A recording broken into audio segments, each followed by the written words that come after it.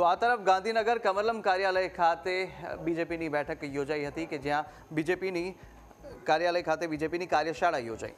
તો સાથે પ્રદેશ અધ્યક્ષ સી આર પાટીલ અને રાષ્ટ્રીય એસસી મોરચાના અધ્યક્ષ લાલસિંહ આર્યની ઉપસ્થિતિમાં બેઠકનું આયોજન અને આ કાર્યશાળામાં અલગ અલગ સેશન અંતર્ગત અપેક્ષિત કાર્યકર્તા અને નેતાઓને માર્ગદર્શન આપવામાં આવી રહ્યું છે।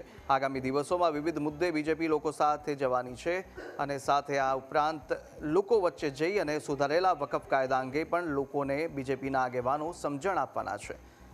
યુસીસી મુદ્દે પણ બીજેપી લોકો વચ્ચે જઈ અને વાત કરશે। તો વન નેશન વન ઇલેક્શન વિશે પણ લોકોને સમજાવવા માટે બીજેપીના નેતાઓ અને હોદ્દેદારો લોકો વચ્ચે જવાના છે।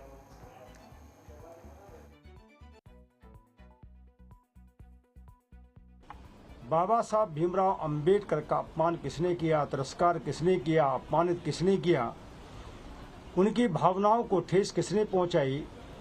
जीते जी और मरने के बाद भी कांग्रेस पार्टी ने बाबा साहब अंबेडकर को कब कब अपमानित और तिरस्कार किया। और भारतीय जनता पार्टी की जब भी सरकारें आई तो उन्होंने बाबा साहब और संविधान के अनुसार उनके सपनों को पूरा करने का क्या क्या अटल जी और नरेंद्र भाई मोदी के नेतृत्व में किया।